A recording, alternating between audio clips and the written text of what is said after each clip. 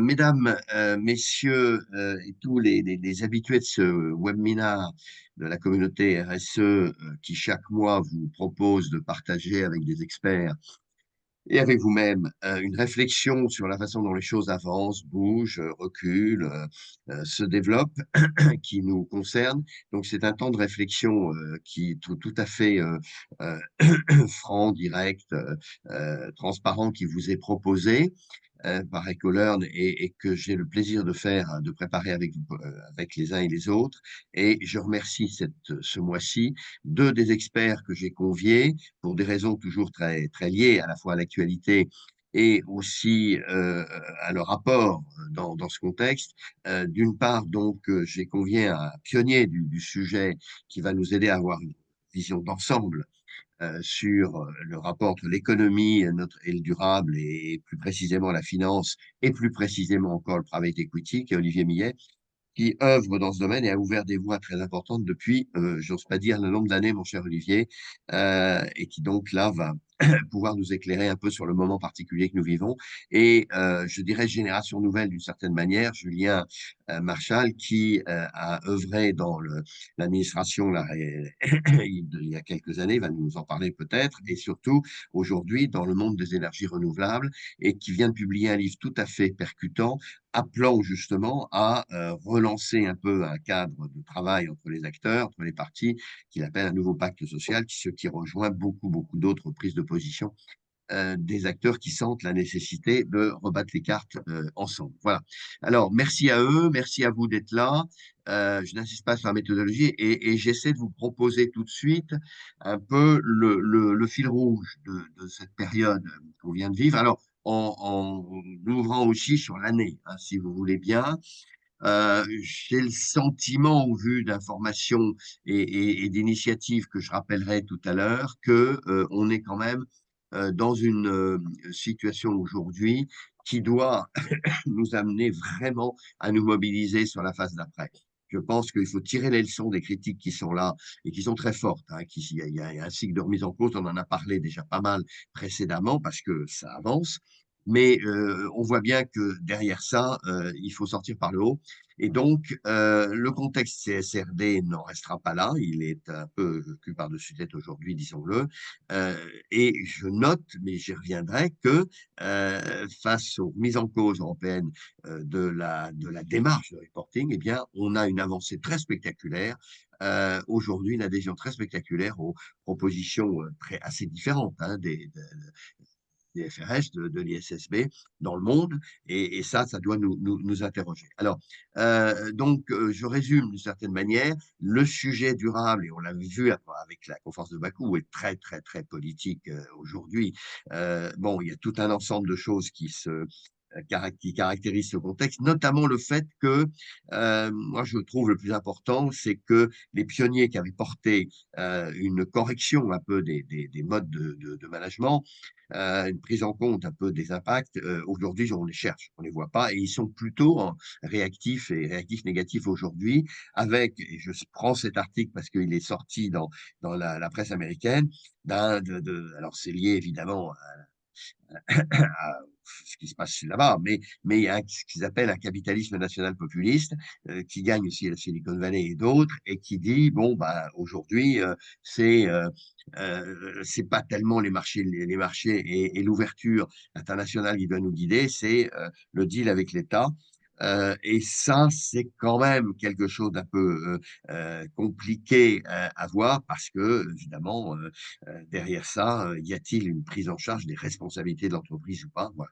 Dans un contexte qui, de toute façon, est là, ne serait-ce que par la rareté des ressources et autres, et dont il faudra bien tirer des leçons. Alors, cette mise en cause préoccupante, d'une certaine manière, mais stimulante, éminemment stimulante, elle amène à regarder un peu ce qui s'est passé. Alors, je dirais que l'année 24, il y a plusieurs tournants qu'on peut mettre sur la table, c'est clair, mais c'est le poids de l'externe et non plus le poids de l'interne, c'est le poids de la géopolitique qui aujourd'hui l'emporte, c'est-à-dire avant tout une tendance à la guerre commerciale que les États-Unis enclenchent très fortement et qui va modifier les choses sans se préoccuper de savoir si c'est plus social, plus environnemental, etc.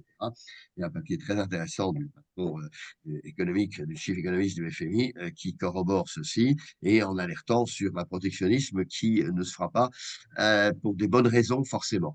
Alors, le multilatéralisme aujourd'hui n'a pas de pilote, ça on l'a vu. C'est peut-être le G7 ou le G20, et donc faut-il remonter jusque-là. On a une finance très critiquée et qui probablement aujourd'hui le mérite parce que, alors ça Olivier interviendra tout à l'heure, mais on a l'impression qu'elle ne choisit que la durabilité rentable. Et est-ce que les fonds européens ne se sont pas mis à la remorque des fonds américains dans cette affaire? Et puis des industriels quand même qui aujourd'hui font le tri entre tout ce qu'on leur demande et voudraient un peu que croissance, on parte un peu comme avant.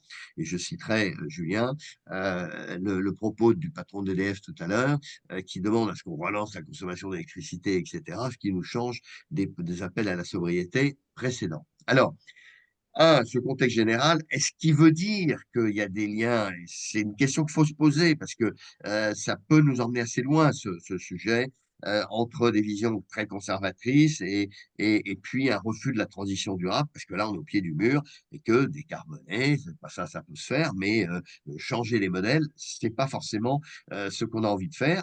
Preuve en est, cette lettre très importante des 4 ministres du gouvernement allemand, démissionnaires, qui demande à Madame von der Leyen de remettre sur le tapis les directives CRD, mais CS3D aussi. Bon, et donc, là, et ça a été corroboré par les positions qui ont été prises au Parlement européen, notamment même sur l'agriculture, même si le texte déforestation a été adopté dans un an. Voilà, donc on a un contexte politico-philosophique, je dirais, qui est en train quand même de nous prendre à revers. Une approche très décomplexée dans les propos des uns et des autres. Bon, les USA pilote le marché du pétrole, et c'est ce qui tire le reste. J'ai cité l'appel du président d'EDF, qui est assez surprenant. Des démarches aujourd'hui de grands groupes américains qui rompent avec les actions en matière de diversité et d'inclusion au nom d'un certain anti-wokisme, ok, mais qui donnent le sentiment de revenir en arrière. Et puis, quand même, on s'aperçoit qu'en Europe, on fait des normes, mais elles ne sont pas appliquées. 60%, c'est quand même très important des entreprises concernées dans l'agrochimie ne respectent pas la réglementation, enfin, l'application à l'agence. Bon, et on me conteste même la taxonomie à la Cour de justice. Bon, donc on voit bien que là, on a des retours vraiment très forts, mais pour autant, il se passe des choses, il se passe des choses positives, intéressantes. J'y reviendrai à la fin, ici ou là. Je trouve très intéressant la manière dont le sommet de l'IA se présente pour essayer quand même de tenir bon sur une régulation d'un IA qui n'est pas forcément anti-innovation. Et puis, bon, le marché des green bonds, il stagne et on voit que bon, les démarches de défossilisation des lignes d'investissement des grandes banques avancent plus ou moins. Alors, je signale aussi, parce que ça, c'est un exercice en fin d'année qui est fait toujours par IHBR, qui est l'institut qui suit vraiment la relation droits humains et business. Je vous indique, parce que c'est très intéressant à lire, les mesures qu'il propose pour dire aux entreprises, mobilisez-vous plus là-dessus, à un moment où il y a un procès qui s'engage très fort contre Apple par la RDC sur la question des métaux rares et autres. On verra ce que ça donne, mais n'oublions pas ce sujet. Alors, au niveau de l'Europe, j'avance, j'accélère même.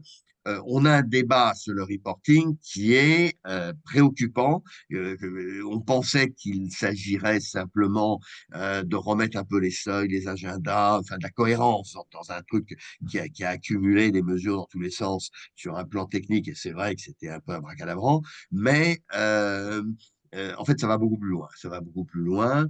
Et on a aujourd'hui, je rappelle dans l'ISSB par exemple, les Américains, il n'y a pas le scope 3. On a aujourd'hui une remise en cause qui dit, attendez, ne nous compliquez pas le jeu. Après tout, alignons-nous sur ce que font les Américains. C'est volontaire, c'est pas certifié, il n'y a pas de scope 3, donc c'est tellement plus simple. Bon, alors ça va nous emmener assez loin dans le texte que doit préparer M. Dombrovskis, qui a piloté précédemment déjà ces questions-là, avec un souci d'homogénéisation. Celui-là, il est souhaitable, tout le monde en convient, et il y a un travail de nettoyage à faire, mais peut-être regrouper les éléments, finance la réforme sur la finance durable, les fameux textes taxonomie, SFDR, les fameux article 8, article 9, tout ça qu'il faut remettre sur l'établi. Donc, on ne sait pas très bien jusqu'où ça va aller.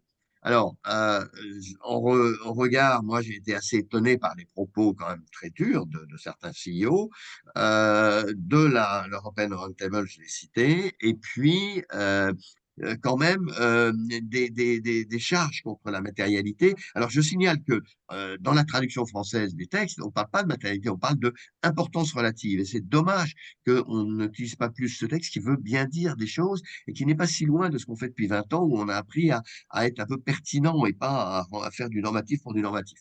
Parenthèse, mais on a peut-être un problème de pédagogie fondamentale sur ces sujets. Du coup, Julien, vous nous le direz, moi j'ai le sentiment que sur ce qui se prépare sur les énergies renouvelables, avec l'offensive française pour mettre le nucléaire au cœur du sujet, et là on essaie aussi de revoir une pression européenne qui a été peut-être trop centralisée, pas assez subsidiaire. Bon, tout le monde s'interroge sur ce que veut faire M. Payon. La planification écologique, elle semble complètement en stand-by.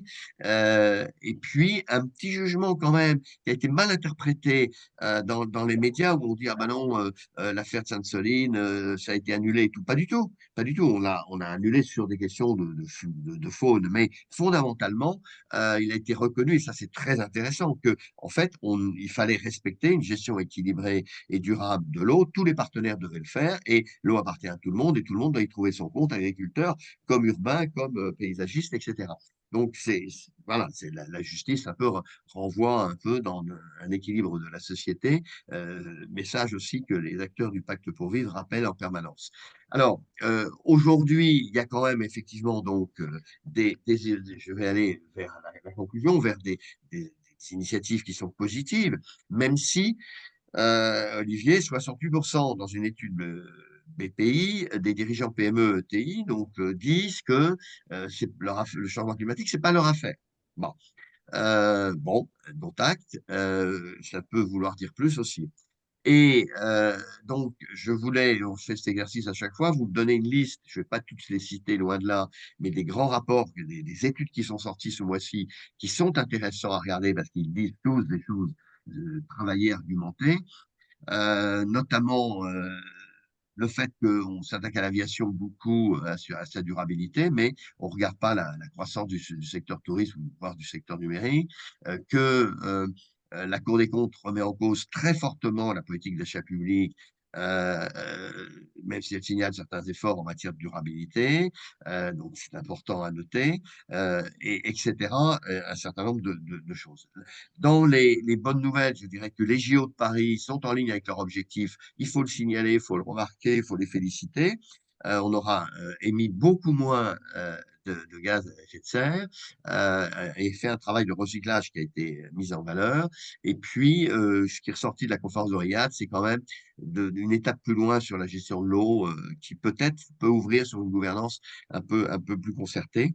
Et j'y reviendrai à la fin sur le rapport de Jean Pisani-Ferry sur la gestion des biens communs dans un livre qui vient de sortir qui est absolument passionnant. Donc, pour 2025, tout ça mis bout à bout, on est très sollicité, très remis en cause. Moi, je pense que c'est une très bonne chose que les acteurs de la RSE qui voguaient sur des accumulations de rapports ou d'indicateurs de progression qui les satisfaisaient, doivent se repenser d'un point de vue stratégique et d'un point de vue plus international. Et là-dessus, je pense qu'Olivier nous donnera sa vision d'ensemble. Mais ça veut dire aussi que acteurs publics et acteurs privés doivent beaucoup plus travailler ensemble, ce qu'on n'a pas fait. Et la sortie par le haut, elle passera par là très probablement, et par un rapport entre pays développés et pays du Sud qui ne s'est pas structuré ces dernières années. Petite phrase, je cite deux petites citations quand même qui sont parues, que je trouve intéressantes. Celle dans Le Monde, dans l'éditorial du Monde sur Carlos Tavares, disant que ben, une entreprise comme Stellantis, forcément, elle doit travailler avec son écosystème. C'était rendre hommage à probablement l'arbitrage qu'a fait le nouveau président, Elkann, versus l'ancien, pour dire on va pas faire un groupe qui va se payer tous les gouvernements. Bon. Et c'est intéressant. Bon. Et bon, l'avancée sur l'économie de la reuse, que je salue également. Si j'avais à remettre un prix, si je puis dire, ça n'engage que moi, sur les initiatives 2024, je dirais que c'est vraiment le travail très, très remarquable qu'a fait le Shift Project sur l'analyse sectorielle, les capacités de décarbonation par secteur, les voies de sortie de chaque secteur. Ça, c'est vraiment un travail sérieux, intéressant, qui apporte beaucoup aux acteurs, me semble-t-il, et dont il faut les remercier. Quelques ouvrages pour terminer, comme je fais d'habitude pour vous donner, si vous avez du temps, l'envie d'approfondir. Alors, le livre très intéressant sur les biens communs qui sont en général très peu travaillés, mais sur la diplomatie durable qui est cul par-dessus tête aujourd'hui, donc que vient de faire Jean Pisani-Ferry avec l'ancien ministre grec, Papa Constantinou. Et puis, la traduction en français d'un livre que je vais saluer ici, qui est passionnant, qui est fabuleux, qui est le livre de Franck Auban, qui s'appelle L'histoire de la Terre, qui repart bien avant du Pliocène jusqu'à l'Anthropocène, et qui nous montre que les cycles environnementaux ont influencé les cycles économiques de façon très étroite et de façon beaucoup plus court-termiste qu'on ne le croit. Enfin, c'est absolument passionnant. Il y a un travail qu'on a pu commettre avec Dominique Bourg sur les valeurs européennes qui font que les valeurs européennes doivent intégrer le durable aujourd'hui dans leurs réflexions. Voilà. À ce stade, donc, merci aux experts à réagir à cette synthèse que je viens de faire un peu de ce que j'ai cru important de noter ces derniers temps, de ce qui me semble être des tendances qui marquent les choses, qui ne doivent pas désarmer le volontarisme des acteurs RSE. On est là pour tirer, on n'est pas là pour constater. Donc, c'est très important. Et je vais donc en premier faire réagir Olivier Millet, que je remercie de joindre aujourd'hui. Je l'ai dit, Olivier a ouvert des voies dans le champ de la finance durable il y a maintenant des années, les a appliquées dans le champ du private equity et dans sa maison Euraseo. Donc, il a un regard très opérationnel et très stratégique sur tout ça. Donc, je voudrais l'entendre un petit peu sur la manière dont il voit ce tournant, car on est incontestablement un tournant de l'ESG aujourd'hui, notamment dans le rapport, puisque sa maison est franco-américaine d'une certaine manière, du rapport aussi aux États-Unis, qui semble prendre la main sur nos cadres. Voilà, Olivier, je te passe la parole et dans 15 minutes, un peu plus, nous demanderons à Julien Marchal de nous parler à partir de son livre également de sa vision de l'évolution des choses. Olivier, you got the floor. Merci Patrick, merci pour cette synthèse euh, qui, je dirais, est un peu à l'image de ce qu'on vit au-delà de la RSE. Beaucoup de sujets sont en résonance, en explosion, et moi j'ai toujours dit que la RSE était un peu au cœur de beaucoup de choses, puisque c'est le creuset de plein de contradictions. Et en ce moment, toutes les contradictions sont en train d'exploser. Donc, ce n'est pas illogique que la RSE soit dans cet état de chamboulement. Alors, je vais apporter une première correction. Je ne suis toujours pas un expert de la RSE. Je ne l'ai jamais été. En revanche, j'ai des convictions et j'ai démarré sur ces sujets de RSE à partir de 2007-2008. Donc pas 2017 ni 2018, mais bien avant, convaincu qu'une entreprise qui ne prenait pas en compte ses externalités et son environnement avait un sujet sur sa pérennité. Deuxième élément, d'où je parle, comme disent les trotskistes, je parle de ma position d'actionnaire. Donc je ne suis qu'actionnaire d'entreprise. Donc mon métier est d'être actionnaire d'entreprise non cotée.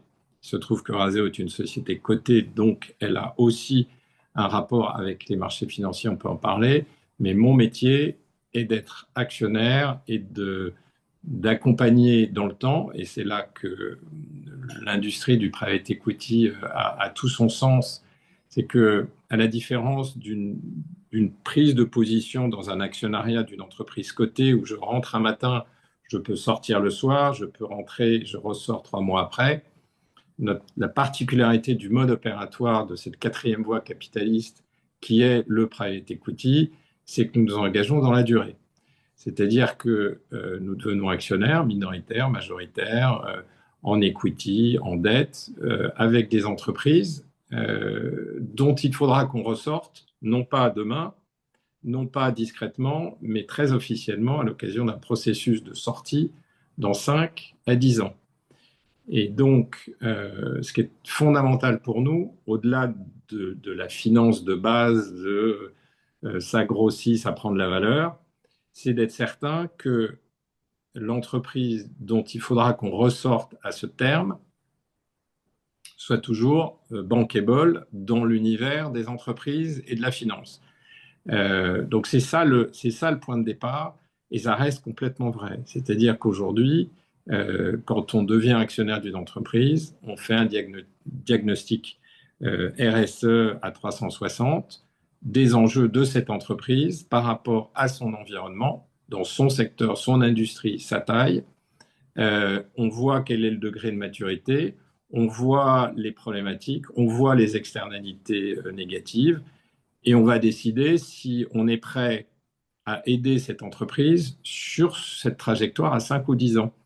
À la différence du mode opératoire du fonds qui achète des entreprises cotées en bourse avec un beau rapport RSE, une notation, etc., nous allons avoir un rôle opératoire dans la maturation de ce sujet en parallèle des autres sujets. Et ça, je pense que c'est ce qui donne toute la force, tout le crédit et tout l'intérêt de l'industrie du private equity sur l'accompagnement de la transformation de l'économie, c'est que nous allons être, nous, engagés dans l'accompagnement de cette transformation. Deuxième point, ce qu'on fait est invisible puisque on n'est pas actionnaire d'entreprises du CAC 40. On est actionnaire de TPE pour certains fonds, PME, petite ETI, moyenne ETI, grosse ETI. Ça va de la start-up jusqu'à l'entreprise qui vaut 2, 3, 4, 5 milliards, qui, il y a quelques années, était cotée en bourse, ne l'est plus, ne veut plus l'être, puisqu'aujourd'hui, les entreprises cotées en bourse, qui trouvent un chemin, une utilité à la relation avec la bourse, font plutôt entre 5 et 10 milliards. Et si vous ne faites pas 5 à 10 milliards de market cap, les marchés financiers, les algorithmes n'ont aucun intérêt à travailler avec vous. Donc, ce qu'il faut visualiser, ce qui n'est pas très connu, c'est que le terrain de jeu de l'industrie du private equity est extrêmement large,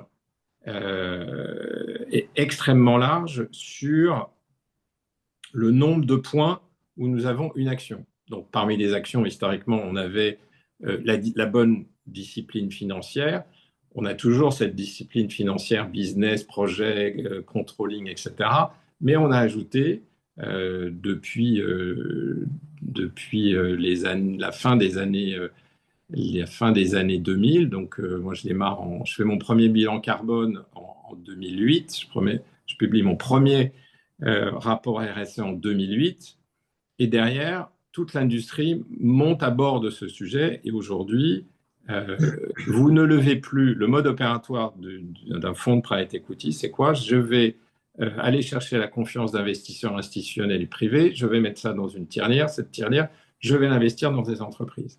Aujourd'hui, il n'y a aucun fonds d'investissement qui peut lever de l'argent auprès des institutionnels et des privés sans argumenter quelque chose en matière de respect de l'ESG, etc. Après, comme dans n'importe quel type de métier, il y a des tricheurs, il y a des gens qui font le minimum syndical, et il y a des gens qui sont très engagés, qui ont une capacité à reporter sur leur activité. Donc, nous sommes nous-mêmes dans la régulation du reporting vis-à-vis de nos mandants, comme les entreprises dont on est actionnaire sont dans cette même obligation de reporting en tant qu'entreprise. Donc nous, on travaille à 2 niveaux, le reporting des entreprises, la remontée de data, et puis l'agrégation des data pour aller reporter auprès de nos mandants. Alors, il est clair qu'aujourd'hui, il y a un ras-le-bol de cette régulation, de cette quantité d'informations à remonter, des évolutions successives, des couches successives. Et c'est vrai qu'il y a un fossé qui est en train de se créer entre l'opérateur que nous sommes, le patron d'entreprise que nous accompagnons, et les couches de régulation et de reporting. Et il y a une espèce de saturation dont on peut parler autant que vous Oui, voulez. Ça ne m'intéresse pas beaucoup puisque, en fait, moi, je n'ai pas d'autre choix que de respecter la loi, oui, quelle que soit la loi et quelles que soient les évolutions de la loi. C'est-à-dire que je ne peux pas dire la RSE, je m'en fous, que je sois convaincu ou pas, je suis convaincu, mais aujourd'hui, je pense qu'on est à un stade où effectivement les régulations sont discutables parce qu'elles s'empilent, elles sont lourdes, etc. Très bien. Bah, essayons d'accompagner des évolutions pour que ce soit mieux. Mais moi, je ne vais pas aller me battre sur ce sujet-là. Je vais aller me battre pour aider les entreprises dont je suis actionnaire à s'adapter au contexte de régulation et de trouver le juste équilibre entre cette régulation qui m'est imposée et le fonctionnement de mon business. Ensuite, tu citais les patrons de boîtes à 68% de PME oui, ne seraient pas convaincus du sujet. Je pense qu'ils sont. C'est-à-dire qu'ils ne peuvent pas être convaincus puisqu'ils ont la conviction qu'ils sont un tout petit élément sans influence. Et oui, c'est vrai, si on a une vision pointilleuse des choses, puisque aucun individu, aucune entreprise n'a une influence, sauf que c'est cette somme qui a de l'influence.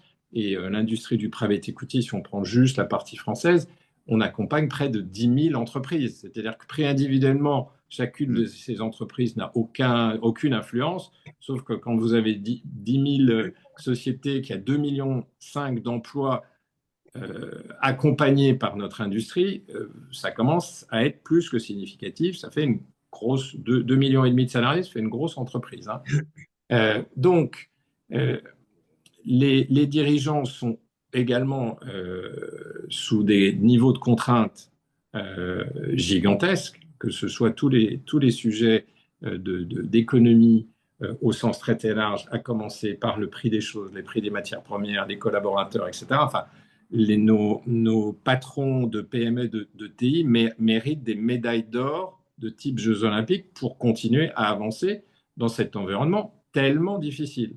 Et c'est pour ça que nous avons cette utilité, au-delà d'apporter de l'épargne dans le développement, la régénération de l'économie, c'est ce que nous faisons tous les jours, c'est aussi de les soutenir face à cet enjeu. Donc, le sujet pour moi, le sujet de la RSE en ce moment, c'est qu'il faut que la RSE, ou le développement durable, ou le ESG, vous l'appelez comme vous voulez, sorte de l'enfance. oui, C'est-à-dire que on est des enfants brillants, joyeux, imaginatifs, comme des enfants, depuis 20 ans, depuis 30 ans. Et là, on est confronté à un principe de réalité, c'est qu'on nous dit, bah, ton jouet, on s'en fout, on va te prendre ton jouet, on va arrêter ton jouet, on va casser ton jouet, etc. Et donc, il faut que la RSE arrive à devenir euh, ado-adulte, c'est-à-dire ne perd pas ses rêves de contribution à la construction d'un monde meilleur, puisque évidemment, il y a peut-être des gens qui considèrent qu'il n'y a pas de problème climatique, j'en fais pas partie, il y a bien un énorme problème, il y a un énorme problème de biodiversité qui a pour origine tout ce qu'on sait, on va pas revenir là-dessus. Pour autant, la vitesse à laquelle, alors il y a urgence, et c'est ça qui est très compliqué, c'est qu'il y a une urgence environnementale, et une réalité économique et financière qui ne va pas au même rythme. Si moi, je propose aux gens qui me confient des capitaux de mettre à zéro en termes de profitabilité, toutes les sociétés dont je suis actionnaire, parce que je vais sauver la planète, c'est marrant, mais on ne va plus me confier un rond. Donc, il faut que je trouve le juste équilibre. Et le juste équilibre, il ne peut pas se trouver par la régulation, il doit se trouver cas par cas sur la vitesse de transformation. Donc, le sujet n'est pas de remettre en cause la RSE, mais d'arriver à trouver la bonne vitesse à laquelle les choses se font de façon réelle, sérieuse, concrète, avec une remontée d'informations qui n'est pas juste faites-moi confiance, je suis un actionnaire responsable, faites-moi confiance, je suis une entreprise responsable. Non. Et donc, il faut sortir de la déclaration politique. Je pense qu'on a un gros sujet, c'est qu'on est en train d'infliger à toutes les équipes RSE un truc horrible qui est ce reporting. Et moi, je recommande qu'on sorte le reporting de la RSE pour le mettre dans la finance, parce qu'il Oui, c'est s'agit de ça. data. Euh, je me fous de la régulation au sens, on me demande un jeu d'informations, je dois reporter. Et ce reporting, il est pas, que je l'aime pas, il doit être fait. Et là, on est en train d'emboliser le nombre de burn-out. J'ai plusieurs cas de burn-out de patrons de RSE dans des entreprises, pas de mon portefeuille, mais dans mon environnement, qui s'épuisent à faire ces reportings. Donc, il faut que la finance euh, porte un peu plus ce sujet et il faut que les équipes RSE retournent La sur stratégie. les aspects stratégiques. Euh, alors, aspect stratégique, c'est pas si compliqué que ça, puisqu'en fait, il s'agit de faire évoluer des modèles économiques. Euh, mais une fois que j'ai dit ça, j'ai rien dit parce que faire Voilà. évoluer un modèle économique dans une entreprise, c'est d'une complexité incroyable. Voilà. Et Voilà. donc, je pense qu'il nous faut beaucoup plus d'ingénieurs dans les équipes RSE pour aller travailler sur les chaînes de valeur et réfléchir comment je vais faire bouger mon modèle dans le temps pour que dans 5 ans, dans 10 ans, je sois encore adapté au monde qui bouge, en prenant toutes les contraintes de l'instant. Et donc, il y a un jeu de tension, un jeu de paradoxe, un jeu de mais c'est pas possible qui est gigantesque. Ben oui, mais impossible n'est pas PME, ETI ni entreprise. En fait, une entreprise, à la différence d'un État, c'est qu'elle doit s'adapter. On voit bien le problème que nous avons aujourd'hui, c'est que l'État français n'arrive pas à s'adapter au monde qui bouge. Mais nos entreprises, elles n'ont juste pas le choix. Alors ça se fait dans une immense douleur à tous les étages. Les dirigeants sont épuisés, les équipes RSE sont par terre et les entreprises souffrent énormément. Donc, si on veut remettre un peu d'énergie dans tout ça, il faut juste se dire qu'on n'a pas d'autre choix que s'adapter. Et pour moi, le point très important, c'est que la solution n'est pas 100% de régulation, 100% de je fais plus rien et je ferme les yeux et je vais dans l'iceberg. Il faut réunir les parties prenantes dans l'entreprise. Oui. C'est la réponse collective. Et dans le ESG, le social, c'est il faut prendre un soin infini des humains dans les entreprises. Mettons de l'IA dans les entreprises, très bien. Mais le truc le plus important, si on veut continuer à faire avancer les entreprises, ce n'est pas la régulation qui va régler le problème, c'est la capacité des humains dans les entreprises à s'adapter à toutes ces énormes contraintes. Et c'est la responsabilité des dirigeants, c'est la responsabilité des actionnaires d'accompagner ce mouvement. Mais Euh, Olivier, à ce stade, euh, on a quand même constaté ces derniers temps que le benchmark, c'était les États-Unis, que à partir du moment où le basculement géopolitique fait que on est totalement lié aux États-Unis, et bon, bah, faisons comme eux, et puisque eux sont très soft sur le sujet, devenons soft. Est-ce que c'est pas ça qui est en train de gagner quand même? Alors, le monde de la finance et des actionnaires d'abord, et un petit peu l'ensemble des acteurs sur le Alors, sujet. déjà, il y a deux types de finances. Il y a la finance cotée et la finance non cotée. La finance non cotée, elle reste un peu invisible en volumétrie. En réalité opérationnelle et humaine, elle est beaucoup plus significative que l'habitude. Parce que historiquement, une vraie boîte, c'est une boîte cotée. Et une boîte non cotée, ce n'est pas une vraie boîte. Ça, c'était il y a 40 ans, il y a 50 ans. Euh, Aujourd'hui, la plupart des sociétés que nous accompagnons ont des niveaux de gouvernance, d'organisation, de reporting, de transparence qui sont d'un niveau de jeu invraisemblable. Venez voir nos boîtes, elles sont parfaitement en état de fonctionnement sur cette capacité d'adaptation. Et c'est bien ce décalage. Parce que le monde va mal, mais mon entreprise va bien, mon entreprise va pas bien, mais moi je vais bien. Donc c'est-à-dire que tout le monde est en train de se replier. Et on est dans des systèmes de défense pour préserver nos entreprises. Ensuite, le sujet États-Unis-Europe, bah, à part m'adapter, j'ai pas d'autre choix. Je sais, les Américains ont fait leur choix politique et comme toujours, ils vont faire. Ils sont pas contre le sujet. Je pense que Ils sont en train de rejeter la technocratie, ce que nous n'arrivons pas à faire en Europe, ce que nous n'arrivons pas à faire en France. Ils sont en train de rejeter violemment la technocratie. Et moi, je veux bien m'inscrire un peu dans ce, tout en n'étant pas un libéraliste pur et dur, sans régulation. Mais franchement, notre technocratie française nous emmène dans le mur et peut-être que notre technocratie européenne nous emmène également dans le mur. Et très sincèrement, encore une fois, je ne suis pas un expert de la RSE, je ne veux pas l'être, ce n'est pas mon métier. Moi, je suis un praticien.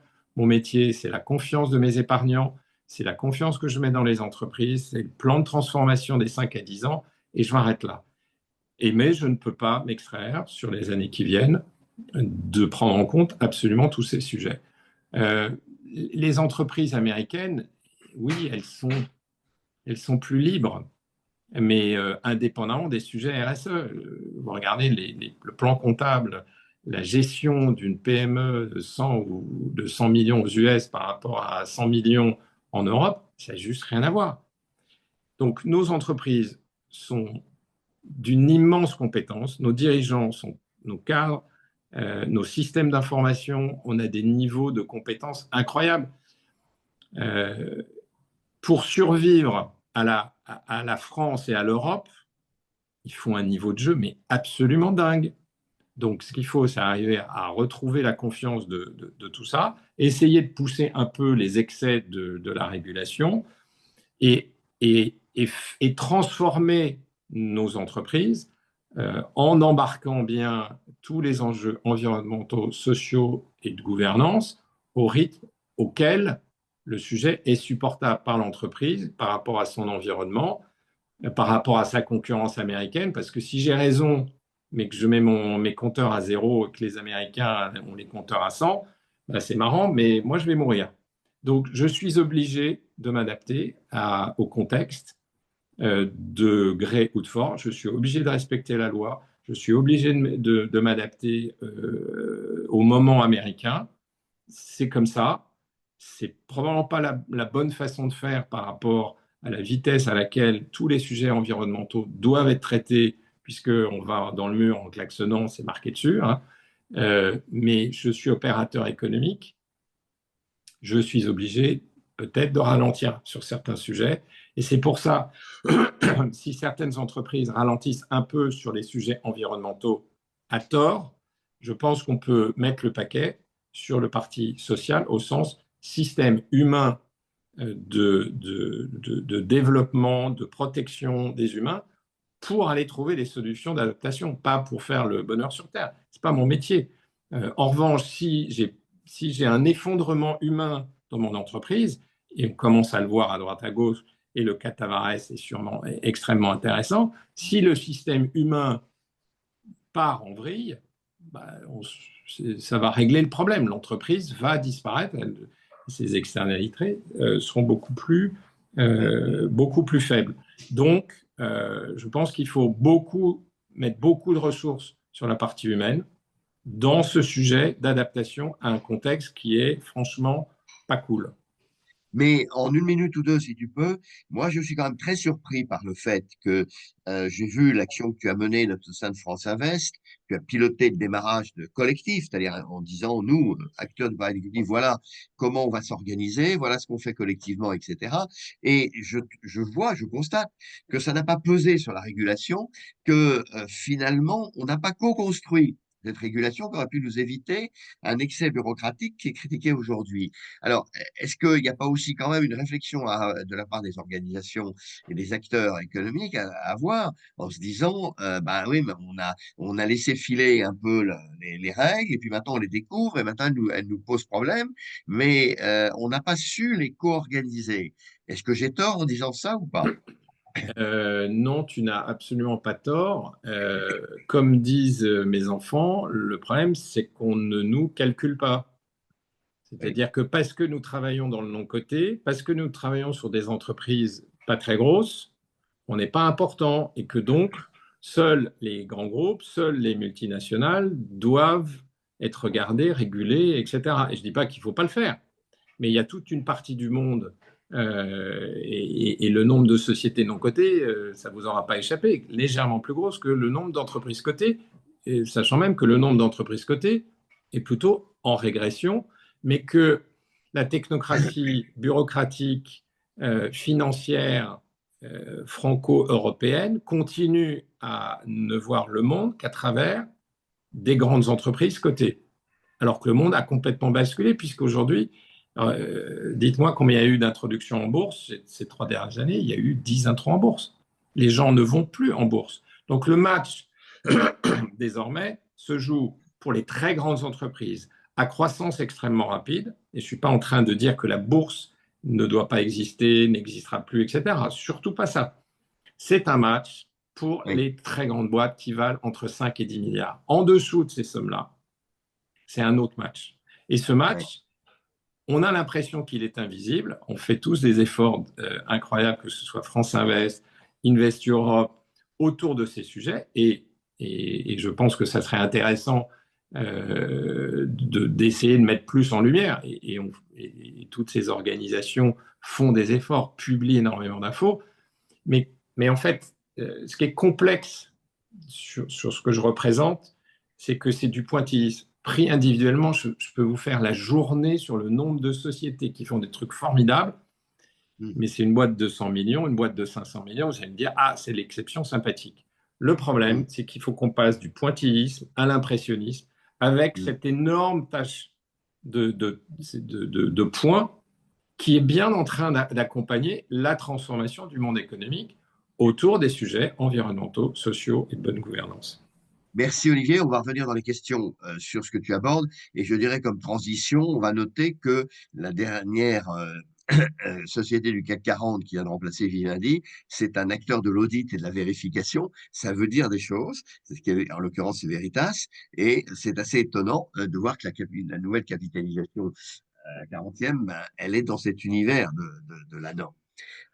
Julien, je vous laisse peut-être, si vous voulez, rappeler un peu d'où vous parlez, mais comment on peut aller vers le contrat social que vous proposez dans votre bouquin, qui est très intéressant, même si vous rappelez beaucoup de choses qu'on connaît depuis des années sur la façon dont on a progressé et qui n'ont pas débouché tellement. Donc, quelles leçons vous tirez de votre double expérience, administration et aujourd'hui industriel, investisseur dans le renouvelable. Faites-nous un peu la panorama un petit peu métapolitique, s'il vous plaît. Oui, donc bonjour à tous. Donc, c'est effectivement cette double casquette. Je suis aujourd'hui chef d'entreprise et en charge des sujets RSE chez EDF Renouvelable. Et puis avant ça, j'ai eu un passé dans les cabinets ministériels pendant 5 ans, donc sur les sujets d'énergie, d'environnement, dans une décennie 2010 qui était quand même assez différente de la décennie actuelle. Alors, je voudrais commencer d'abord par rebondir sur les sujets CSRD pour vous dire comment nous, côté EDF Renouvelable, on gère la CSRD. La CSRD, pour moi, c'est un outil de reporting uniquement. Et donc, on s'est attelé pendant 1 an à essayer d'avoir le moins d'indicateurs possible jugés matériels à reporter. Donc, et on a fini sur une trentaine d'indicateurs, hein, ce qui, à la taille d'une entreprise comme EDF Renouvelable de 6000 personnes, n'est pas quelque chose de très lourd. D'autant que la quasi-totalité, c'était des indicateurs qu'on avait déjà.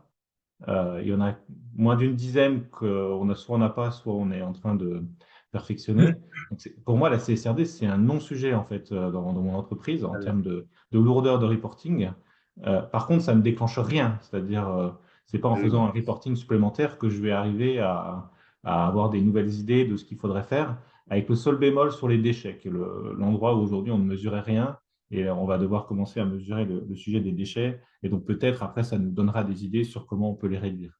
Mais pour moi, l'enjeu, il n'est pas dans ce sujet de reporting qui est peut-être lourd pour certaines entreprises. Et donc dans ce cas-là, il y a un sujet de simplification. Pour moi, le sujet plus global, c'est qu'aujourd'hui, tel que je vis la RSE aujourd'hui en tant que patron d'entreprise et ce que je voyais en cabinet, c'est on est capable de faire les choses faciles où finalement l'impact sur un business plan est relativement faible et où la position concurrentielle par rapport aux autres évolue relativement peu parce que le consommateur, à la fin, soit il est capable d'encaisser le premium vert qu'on rajoute, soit finalement l'impact final sur le prix de vente au consommateur est suffisamment faible pour que ça ne se voit pas trop dans le panorama concurrentiel. C'est aujourd'hui comme ça que je vis la RSE et dans les 3 entreprises dans lesquelles j'ai été, c'était vraiment comme ça. Euh, et, et les vrais sujets de fond, d'influence sur ce qu'on pourrait faire de transformant dans l'entreprise, ça va dépendre beaucoup de sujets de supply chain et donc de règles de concurrence. Et c'est là où le lien avec le public et le privé, je trouvais très intéressant.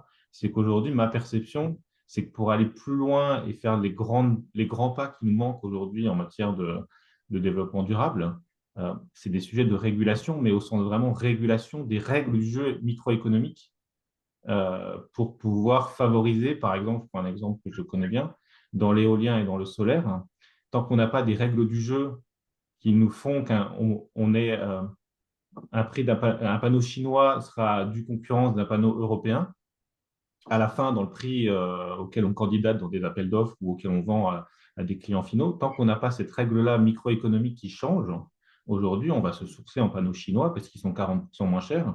Et si on ne le fait pas, de fait, on aura perdu dans le jeu de l'appel d'offres et donc on ne fera jamais le projet et ce sera un concurrent qui le fera avec des panneaux chinois.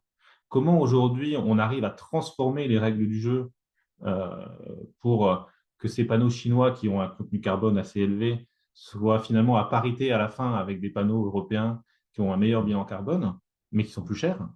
Ça, pour moi, c'est de la réglementation microéconomique d'échelle française ou européenne. Et c'est là où aujourd'hui on bute. Et ce n'est pas du reporting supplémentaire qui résoudra ces sujets-là. On est pour moi, et là je fais le lien avec mon livre, on arrive à un moment qui pour moi est un moment d'inflexion où la politique des petits pas, telle qu'on l'a faite depuis 15 ans en matière de progrès dans le développement durable, arrive au bout Ouais, de ce qu'elle est d'accord. capable de produire. Et dans un monde qui lui-même est en accélération très forte, géopolitique, technologique. Et donc, on a un double effet de contrainte. Il faut changer de braquet. Ça veut dire potentiellement un prix du carbone beaucoup plus fort, avec un système du coup de MACF, de taxe carbone aux frontières, qui soit beaucoup plus structuré que ce qu'il est en train de se mettre, et des systèmes derrière de compensation pour les ménages les plus modestes qui sont aussi beaucoup plus développés. On est sur un Ouais. changement de place systémique sur le sujet carbone, euh, voilà, qui demande une volonté politique et une manière de faire politique qui n'a rien à voir avec la CSRD. Et c'est là où, voilà, dans le livre que j'ai écrit il y a quelques mois, qui a été publié en septembre, euh, c'est comment bâtir ce contrat social au XXIe siècle.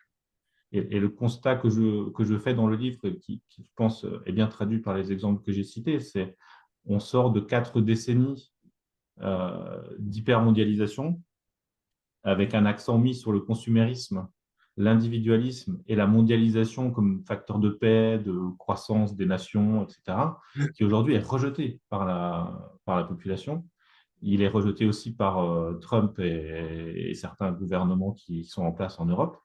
Euh, mais il est rejeté dans le mauvais sens du terme, au sens où ce qu'il propose de bâtir, pour le coup, en termes de changement climatique, ira probablement dans le mauvais sens. Et donc, ce que je propose dans le livre, c'est comment on bâtit un contrat social du XXIe siècle sur d'autres valeurs qui puissent permettre de donner un récit positif. Et les 3 valeurs que je propose, elles vous surprendront sans doute pas, c'est le retour de l'autonomie stratégique.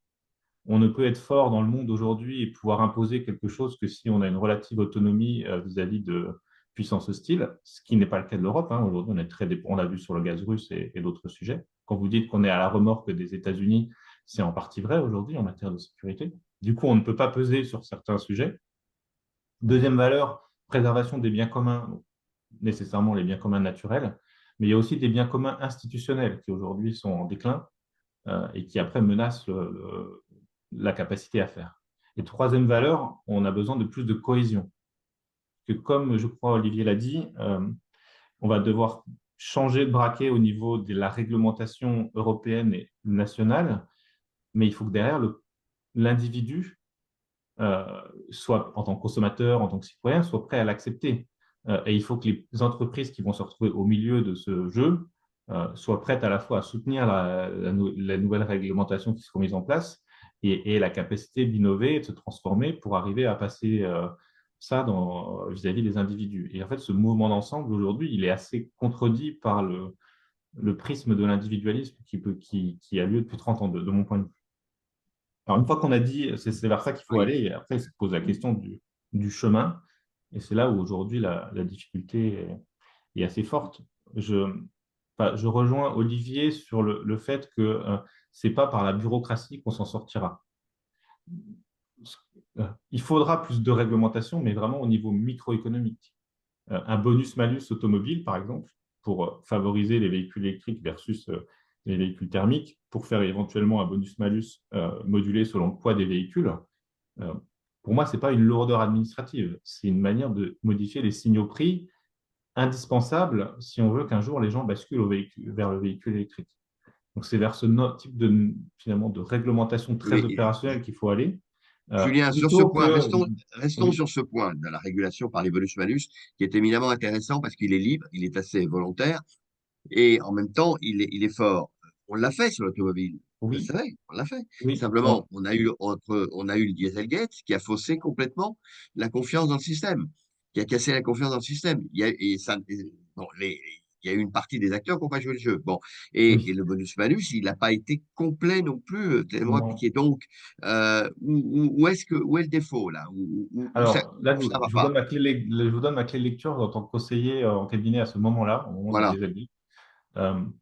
En fait, ce qu'il faut voir, c'est que pendant 10 ans, toute la décennie 2010, les grandes multinationales et leurs équipementiers ont lutté contre le véhicule électrique, ont lutté contre la mise en place de bonus-malus. ouais, Euh, voilà, ont voulu s'approcher. Voilà, donc on n'a pas eu un mouvement d'ensemble, on a eu un c'est vrai. mouvement où il y avait une volonté politique qui était assez forte d'ailleurs, plutôt sur des sujets de pollution de l'air que sur des sujets autres, qui a été freiné par des groupes et pollué en fait d'une certaine façon, parce que ça a baissé l'acceptabilité du grand public d'entendre des gens comme PSA, à l'époque c'était pas encore Stellantis, Volkswagen et autres.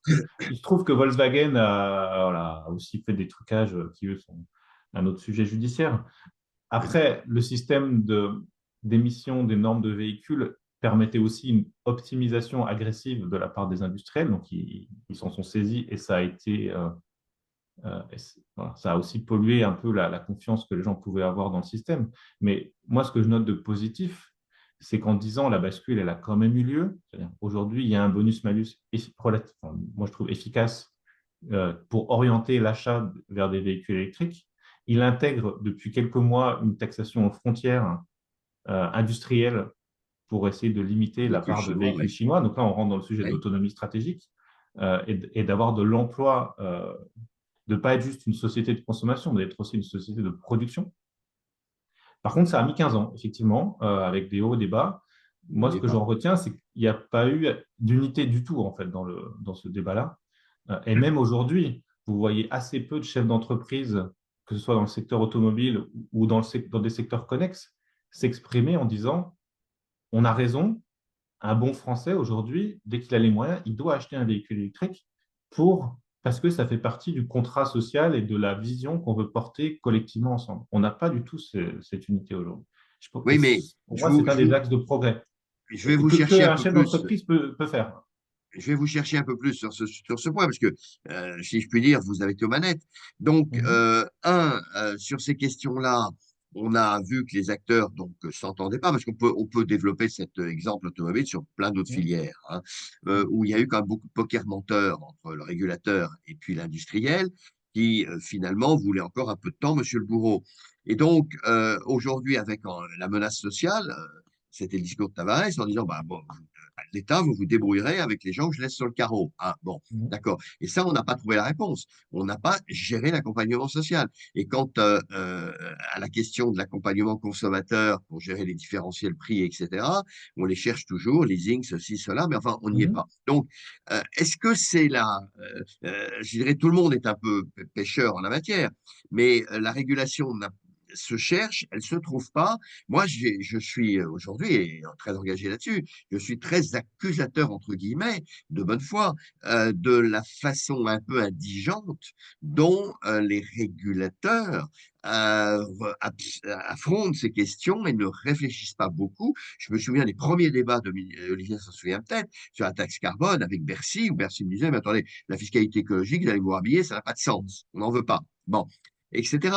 Donc, Mais, les industriels, ils ont, comme dirait Olivier, ils s'adaptent, ils jouent avec, ils ont leurs faiblesses et leur capacité d'avancement, mais on a une régulation aujourd'hui qui trouve pas la main, qui n'arrive Alors, pas à inventer la capacité, la force de dialogue. Donc, le pacte social que vous proposez, moi, je suis inquiet, si vous voulez, face à une technocratie qui dans son ensemble, ne se réinvente pas dans les outils de mais pilotage. alors, Et encore une je fois, partage. vous pouvez me Oui, contredire je partage qu'à totalement, hein. moitié parce que je pense qu'il ne faut pas déplacer la responsabilité. C'est pas un régulateur ou un personnel administratif d'une administration d'un ministère de nécessairement être celui qui apporte un changement structurel. Un régulateur, par défaut, il régule sur la base de l'existant. Pour moi, le changement, aujourd'hui, on rentre dans un temps qui va être plus politique. Et pour moi, il manque deux choses.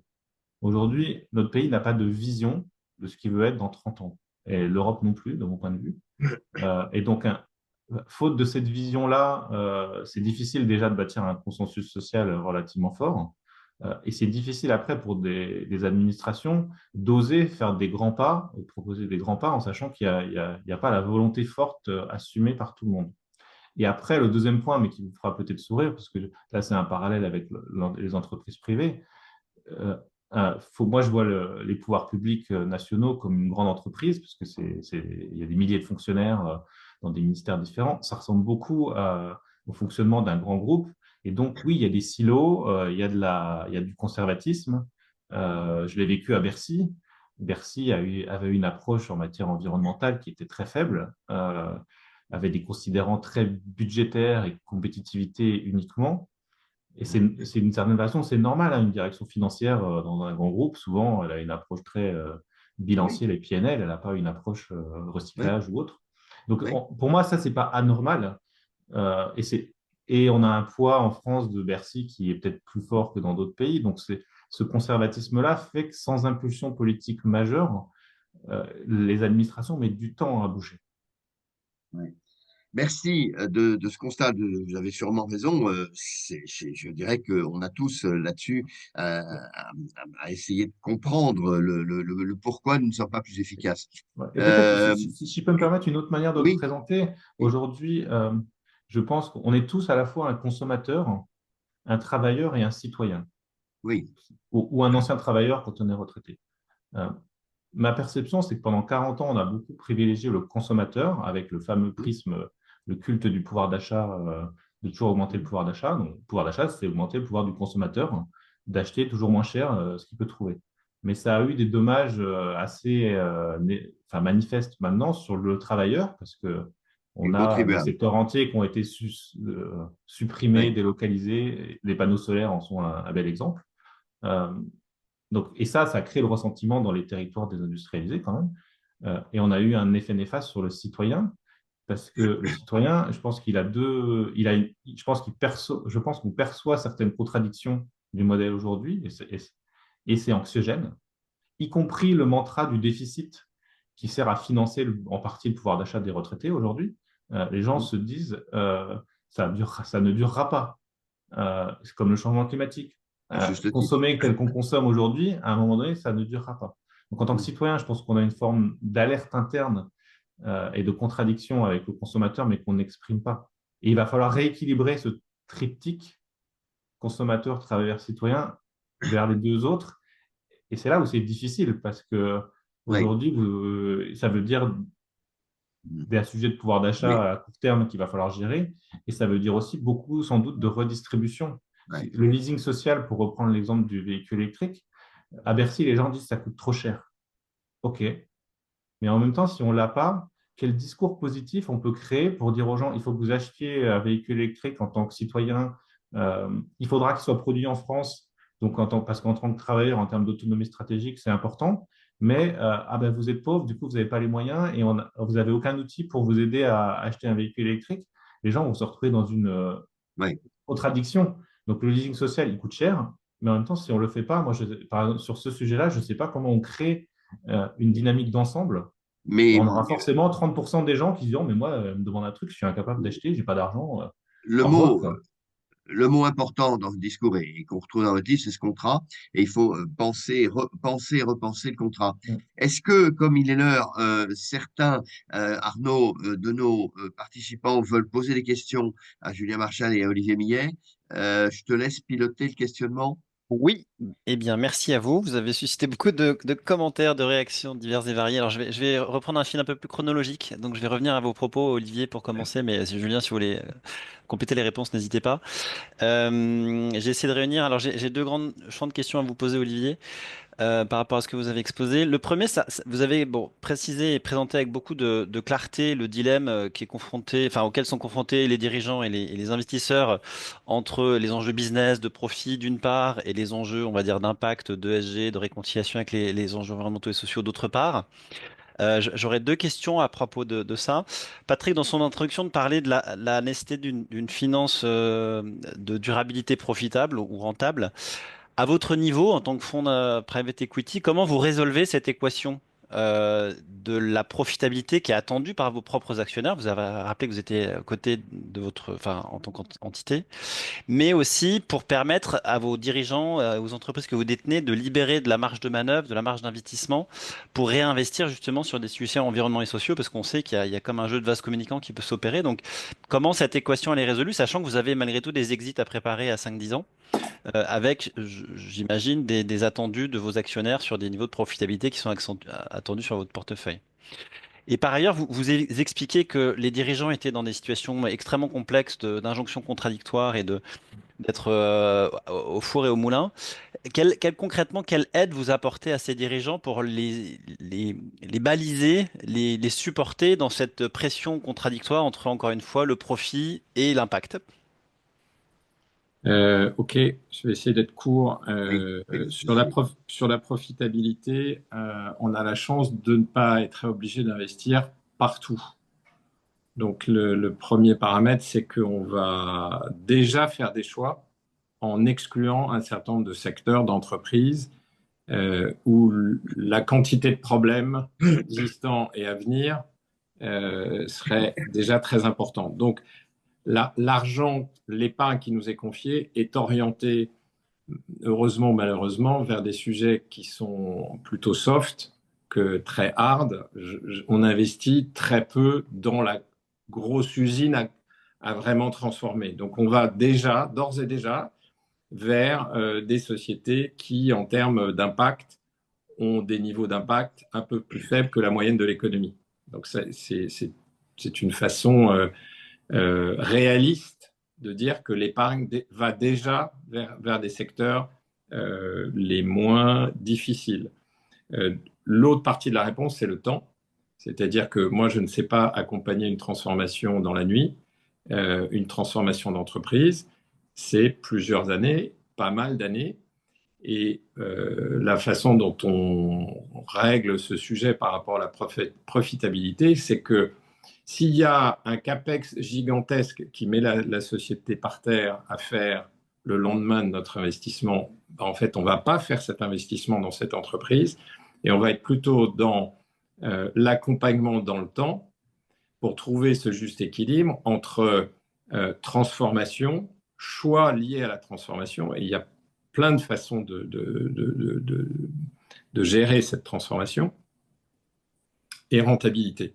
Pour que, au moment où on va vendre, on ne va pas non plus vendre une position dans une entreprise parfaite. Je pense que ça aussi, c'est très important.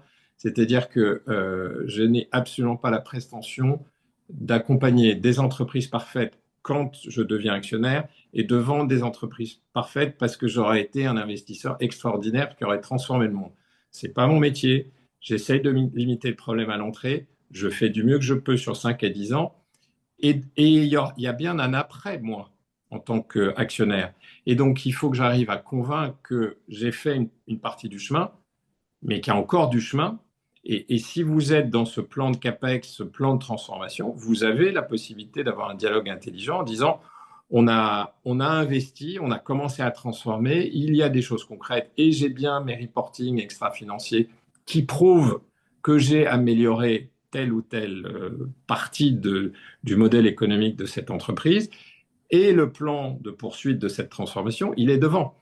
C'est-à-dire qu'avant, on faisait des transformations tous les 20 ans, et puis maintenant, on fait des transformations tous les ans, tous les ans, tous les ans, tous les ans. C'est ce qui rend le sujet extrêmement compliqué. C'est votre deuxième question.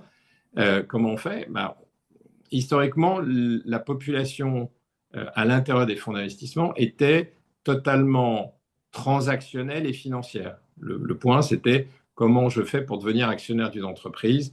Donc, c'était du M&A amélioré. Aujourd'hui, on appelle ça les operating partners. On a des équipes entières qui sont capables non pas de se substituer aux entreprises, mais de les aider sur telle ou telle partie de la transformation de l'entreprise, soit avec une compétence que nous avons chez nous, soit en allant chercher des compétences externes sur le sujet ponctuel. Donc les entreprises sont dans un dialogue permanent avec nous pour s'adapter et on y arrive. Peut-être en rebond, si je peux, en une minute, moi je voudrais souligner le sujet positif, parce qu'on aime bien taper sur l'Europe, mais on a une taxonomie verte qui normalement peut nous aider après à orienter les investissements. Il y a 10 ans, on ne l'avait pas, donc il y a Oui, aussi des progrès qui ont eu lieu. Sur le sujet des usines, en rebond à ce que dit Olivier, c'est vrai que voilà, il investit peu dans les usines très capitalistiques, mais prenons le cas des États-Unis. Les États-Unis, sur les énergies renouvelables, l'hydrogène, les batteries, ils investissent beaucoup dans des gigafactories parce qu'ils ont mis en place un système de régulation au niveau fédéral avec l'IRA et des taxes à l'importation qui rendent ces investissements-là rentables. En Europe, on ne le fait pas pour l'instant, et donc on n'a pas d'usine. Je rejoins oui, Olivier là-dessus. oui. Et dernier sujet, d'un point de vue encore plus Très macro, important, ça, très si on veut important. aller encore un cran plus loin pour que la finance soit encore plus mobilisée sur les investissements verts dans les années qui viennent, il y a un débat aujourd'hui qui existe, qui est soutenu d'ailleurs par notre président de la République, pour que la Banque centrale européenne mette en place des taux différenciés directeurs entre les actifs verts et les autres. Voilà, moi, c'est ce genre de changement systémique, Voilà. à un moment donné, je pense, vers lesquels il va falloir aller si on veut vouloir faire les grands pas. Que ce soit dupliquer vraiment l'IRA américain, mettre en place ces taux différenciés au Ouais. niveau macroéconomique. Mais aujourd'hui, en Europe, on en reste à CSRD, le NZIA qui est beaucoup plus compliqué que l'IRA. Je vous le dis parce qu'on a des 1200 salariés aux États-Unis et on en a 1200 en France dans les renouvelables, qu'on a noué un contrat d'off-take qui est public avec une usine chinoise de fabrication de panneaux solaires qui s'implante aux États-Unis parce qu'avec l'IRA, elle trouve son compte et avec les taxes à l'importation, on n'a pas d'usine en train d'être construite dans les panneaux solaires en Europe Ouais. parce que le système ne marche pas. Ouais. Ce que vous dites là, c'est majeur. C'est majeur. Je pense qu'on peut l'étendre à beaucoup de secteurs.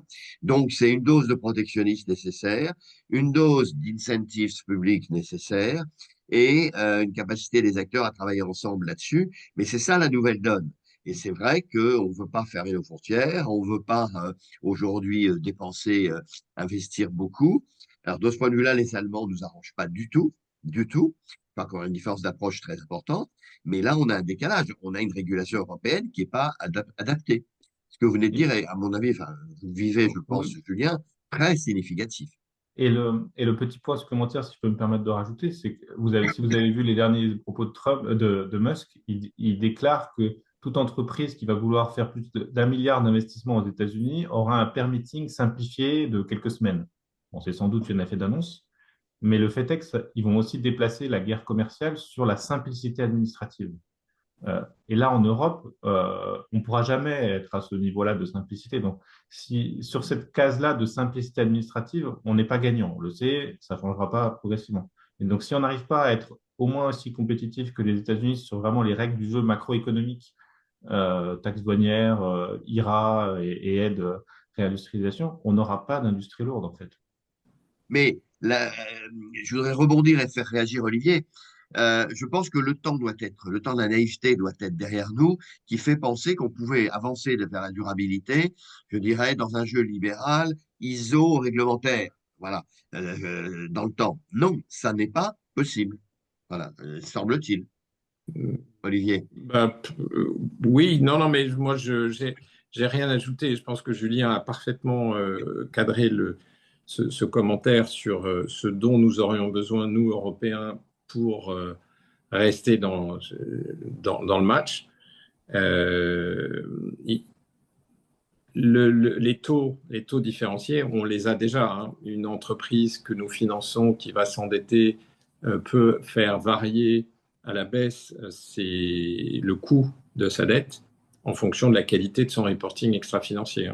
Donc, on le vit déjà et on n'est pas sur des bonds cotés. On est dans des financements de 50 ou 100 millions d'euros.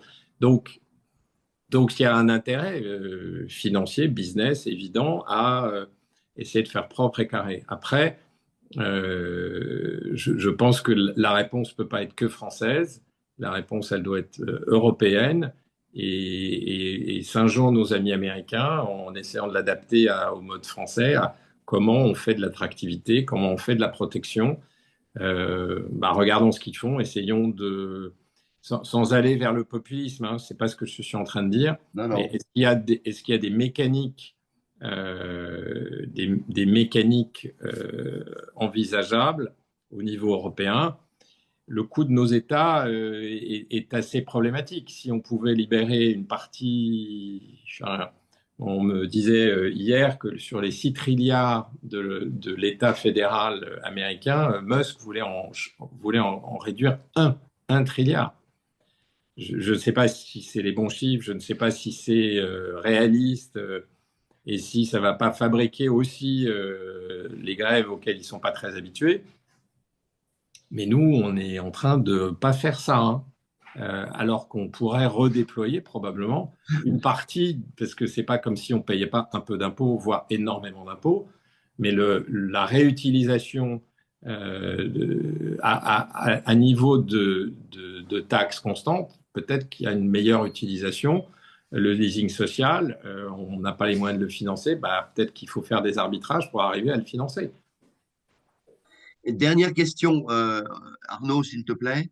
Tu peux donner à Alors, nos oui, je internautes. peux poser la dernière question que je m'étais prévu. Alors là, ça ouvre sur la dernière remarque que vous avez faite, Julien, sur le pouvoir du politique. Alors, on parle pas là de la dimension réglementaire, dont on a vu qu'elle a été très très fortement actionnée ces derniers mois, ces dernières années au niveau européen, mais plutôt la dimension citoyenne et démocratique. On le voit bien. Enfin, vous l'avez très justement dit, Julien, il n'y a pas de vision. On voit pas un projet de société aujourd'hui qui est proposé en France, en Europe, voire dans le monde. Alors, question un peu vaste et difficile, mais qu'est-ce qu'on pourrait faire pour justement faire société et faire espérer un projet commun qui donne envie de s'affronter, enfin d'apporter des solutions à ces enjeux déterminants qui sont socio-environnementaux? Alors, je pense que les États-Unis ont une vision très claire de ce qu'ils veulent être. Ils veulent être la première puissance économique et militaire mondiale en 2050. Je pense que la Chine, elle a la même vision pour elle. Et je pense maintenant que l'Inde se dit qu'elle aimerait bien être la première puissance économique et militaire mondiale, peut-être un peu plus tard. Mais donc, il y a des grands pays qui ont une vision. Je pense que Vladimir Poutine, il a sa propre vision de ce qu'il veut que la Russie devienne. Donc, je pense que c'est plutôt l'Europe qui est l'exception aujourd'hui en termes d'absence de vision. On a eu une vision très, peut-être naïve, comme le caricaturent certains, de vouloir s'ouvrir au commerce en pensant que ça diffuserait nos valeurs. On voit qu'aujourd'hui, c'est plutôt pas trop ce qui s'est. Enfin, ça s'est bien passé pendant 30 ans, mais aujourd'hui, ça se retourne. Donc après, donc, il faut qu'on invente cette vision. On ne sera jamais la première puissance économique et militaire mondiale. L'Europe, c'est faux. Donc on ne peut pas se construire là-dessus. Ce que je développe dans mon livre, c'est de dire, finalement, ce qui nous caractérise aujourd'hui, c'est qu'on est quand même le continent où il fait le mieux vivre ensemble. Je pense qu'il y a beaucoup de gens français qui râlent. Un Et si on atout leur majeur. demandait où ils préféreraient vivre, ils n'auraient pas vraiment d'idée. Même les États-Unis, qui sont adulés par certains, vous regardez la baisse de l'espérance de vie, vous regardez les tensions, l'extrême pauvreté de 10% de la population. Enfin, il y a des facteurs qui ne sont quand même pas reluisants, particulièrement aux États-Unis. Par contre, pour pouvoir arriver à bien vivre, pour moi, ça passe par les 3 valeurs que j'ai décrites. Il faut être relativement autonome d'un point de vue stratégique. Il faut mettre en place des actions qui renforcent la cohésion sociétale. Et il faut qu'on arrive à préserver nos biens communs naturels et institutionnels. Une grande partie de la consolidation budgétaire de la décennie 2010 s'est faite sur l'éducation et sur l'hôpital. Donc, ce n'est pas parce qu'il fallait respecter le 3% de déficit et que comme on voulait maintenir le niveau de vie, le pouvoir d'achat des gens, on a commencé à être en déséquilibre massif sur le financement des retraites et on a pris l'argent ailleurs et on l'a pris sur les salaires des enseignants et un certain nombre de choses à l'hôpital. Donc, tout ça n'est pas nouveau. Comment faire Voilà, moi, je n'ai pas la recette miracle. je vois les sujets de régulation, la manière dont il faut les traiter d'un point de vue micro et macroéconomique. Après, quel est le discours qui arrivera et la personne qui arrivera à embarquer ce discours-là? Moi, je le retournerai dans l'autre sens. Si on ne fait rien aujourd'hui, c'est le populisme qui est en train de gagner, au sens où le populiste, il construit sa seule mesure, hein, si vous lisez Les ingénieurs du chaos de Empoli. Giuliano d'Ampoli, vous verrez que, et c'est très vrai, je trouve qu'on analyse, le populisme se construit sur une unique mesure qui est le discours anti-élite. Ces Oui. espèces d'élites à Bruxelles et à Paris qui prennent des tas de normes qui en fait écrasent le citoyen lambda. euh, voilà. Et donc, il faut mettre à bas ce système qui en plus se reproduit lui-même. Euh, On va rester, et merci de ces c'est très propos. vaste, voilà, comme champ. Merci. Non, non, mais c'est très bien, Julien, et je trouve que ces propos viennent parfaitement synthétiser nos réflexions, nos questionnements, nos inquiétudes, nos envies d'eux, à la fois pour ce dernier webinaire de l'année et en même temps sur les réflexions en cours qu'on a constatées tout au long de l'année. Et que ça veut dire pour moi, je termine sur ce message-là, et je vous remercie vraiment tous les deux de nous avoir éclairé chacun de votre point de vue sur cette problématique, c'est qu'il n'y a pas la RSE d'un côté, et puis on améliore le business et il continue as usual. Ça, c'est une illusion sur laquelle certains ont pu fonctionner. Mais c'est que, il n'y a plus de dissociation entre cette réflexion systémique, cette réflexion de stratégie RSE et vraiment Olivier avait raison de rappeler que faire, c'est faire le reporting, c'est vraiment la tâche de la finance. Transformer l'entreprise, c'est vraiment le métier, le cœur de métier de la durabilité. Et donc, il faut qu'on transforme avec la société. Et ça, c'est un volet. Moi, je m'y investis depuis des années, mais j'ai jamais été écouté, entendu sur cette partie-là, dans toutes les instances qui s'en occupent en France, où on nous dit, attends, faisons de la RSE technique dans notre coin et tout ira bien. Non. Euh, et je pourrais en parler des heures compte tenu du fait que les instances n'ont pas raisonné sur ces questions-là. Alors maintenant, on est au pied du mur. Donc, c'est vraiment très passionnant.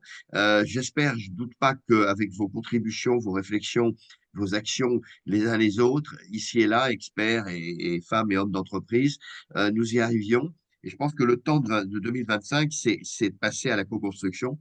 Je ne sais pas si ça débouchera sur le pacte social que vous recommandez, Julien, mais en tout cas, c'est ça l'idée. Merci vraiment à vous tous et toutes. N'hésitez pas à faire parvenir à l'équipe des colloques vos remarques, attentes, besoins d'aménagement.